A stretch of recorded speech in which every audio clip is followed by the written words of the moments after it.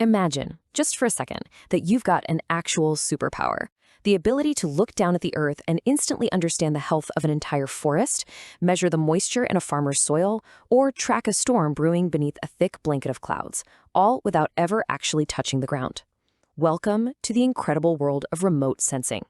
Today, we're going to explore this superpower by framing this explainer around the epic, high-speed journey of a single photon of light. We're going to follow that energy from the absolute moment it leaves the sun, across the void of space, down to the Earth's surface, and all the way back up into the digital lens of a satellite. Okay, let's dive into this.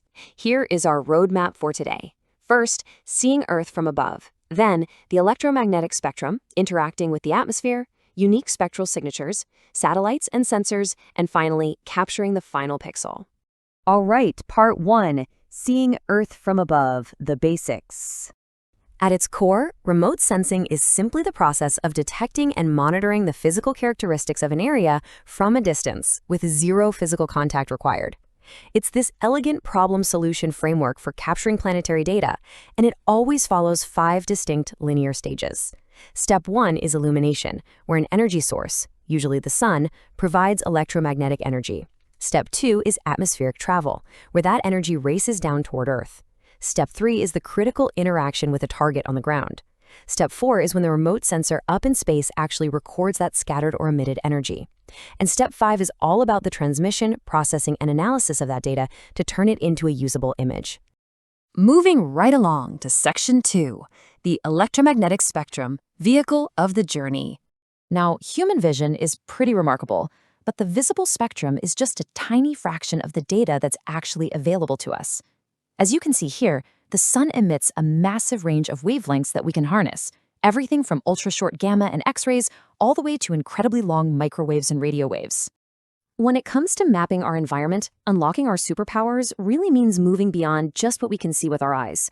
There are 3 primarily useful regions here. First is the visible spectrum, spanning 0.4 to 0.7 micrometers, where violet is the shortest wavelength and red is the longest. But then we push into the infrared region, stretching from 0.7 to 100 micrometers. This massive region includes both reflected infrared light and thermal infrared, which is essentially just the heat emitted by the Earth. Finally, we've got the microwave region, going from 1 millimeter up to a full meter. These are the longest wavelengths we use, and as we'll see a bit later, they possess the remarkable ability to literally pierce right through bad weather. Section 3, interacting with the atmosphere, scattering and absorption. So, the atmosphere isn't just empty space, right? It is packed with gases, particles, and liquid water. The very first hurdle our energy faces is scattering, which diffuses the energy. Let's compare the 2 main types here. In the upper atmosphere, we have Rayleigh scattering. This happens when atmospheric particles are very small compared to the light's wavelength. It heavily scatters shorter wavelengths, which, fun fact, is exactly why the sky appears blue to us. Then, as the energy travels lower down into the atmosphere, it encounters Mie scattering. Here, particles like dust, smoke, and pollen are about the same size as the wavelength. This diffuses the longer wavelengths and is usually what's happening when conditions outside are overcast. But scattering isn't the only hazard on the journey. The second major atmospheric hurdle is absorption, and it's exactly what it sounds like. Molecules in the atmosphere, specifically water vapor, carbon dioxide, and ozone, literally swallow up specific wavelengths of our incoming solar energy. They act like invisible roadblocks. So, because of scattering and absorption, the energy that actually manages to arrive at the Earth's surface is significantly diminished compared to what originally left the sun. Next up, Section 4, unique spectral signatures, unique target signatures. Now, what's really interesting about this is how the physical texture of the Earth determines how that light bounces back up to space. When radiation hits a target, it can be absorbed, transmitted straight through the object, or reflected. Reflection is exactly what we want for remote sensing. If the surface is extremely smooth, like a calm body of water, we get specular reflection. That's a mirror-like bounce that redirects the energy in a single, highly concentrated direction. But if the surface is rough and coarse, like a forest canopy, we get diffuse reflection, where the energy gets scattered almost uniformly in all directions.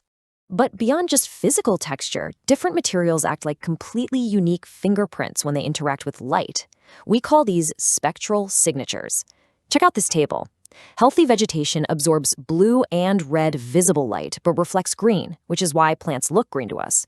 But in the invisible near-infrared, or NIR region, vegetation reflects massive amounts of energy. Water, on the other hand, absorbs longer visible wavelengths and reflects blue. But in the NIR region, water absorbs the energy almost completely, meaning it appears pitch black to an infrared sensor. Soil kind of sits somewhere in the middle, and it's highly dependent on how wet it is and its texture. And this graph brilliantly illustrates exactly what we're talking about. Notice that dramatic green line representing healthy vegetation. In the visible spectrum on the left, it's quite low, just a tiny bump in the green wavelengths. But the absolute second you cross over into that near-infrared region, that line rockets upward. It's this massive, invisible spike of reflectance. By comparing these response patterns across multiple wavelengths, we can perfectly distinguish between a forest, a lake, and a bare field from literally hundreds of miles away in orbit. All right, Section 5, Satellites and Sensors, Catching the Energy. So to actually catch this data, we have to mount sensors onto platforms, with the most common obviously being satellites. But not all satellites orbit the Earth the same way. On the left, we have a geostationary orbit. These sit incredibly high up, around 36,000 kilometers, and they rotate at the exact same speed as the Earth. This means they are permanently fixed over one specific location, making them absolutely perfect for constant 24/7 weather monitoring. On the right, we've got a sun-synchronous orbit.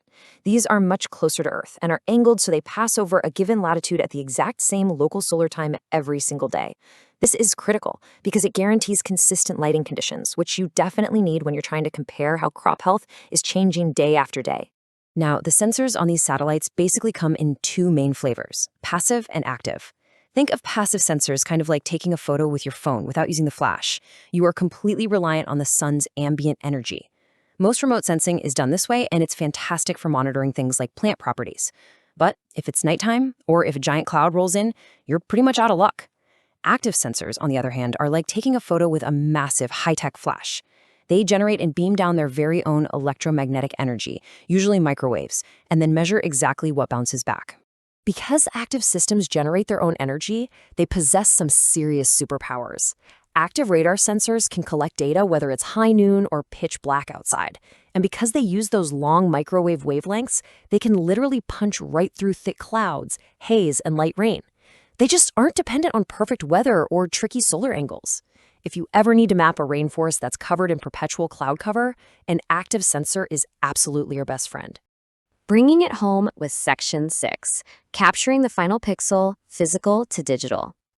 All of that incredible physics we just went over, the solar illumination, the scattering, the unique spectral absorption, and the orbital mechanics, it all ultimately gets quantified into a single numerical value. The sensor translates the measured radiation into a digital image made of pixels. As you know, a pixel is the smallest unit of an image, but here, each pixel has a highly specific geographic coordinate and a brightness value, or BV. A low BV means very little energy bounced back from that exact spot on Earth, while a high BV indicates a massive amount of reflected energy. By combining millions of these pixels across multiple wavelengths, we construct those stunning, data-rich satellite images that scientists use every day to analyze our changing planet. And there you have it, the complete journey of a photon, transformed from a simple ray of sunlight into a massively powerful tool for global understanding.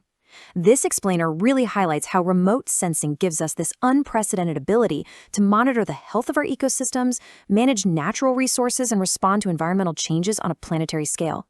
It truly is a superpower. So I'll leave you with this. With the power to literally see the invisible and track the hidden rhythms of the Earth from space, what would you choose to monitor?